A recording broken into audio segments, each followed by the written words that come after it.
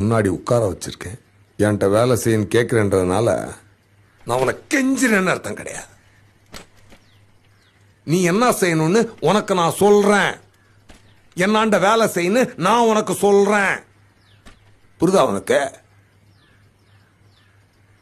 நான் துரனை நான் போடலண்ணா. ஆமாப்பா, நீ போடலனே வச்சு. அப்படியே துரனை நான் போட்டது நானா இருந்தா அவரை போட்ட எனக்கு உங்களை போட எவ்வளவு நேரம் ஆகும்?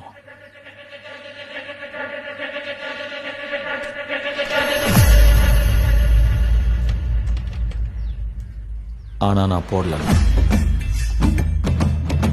நான் கிளம்புறேன்.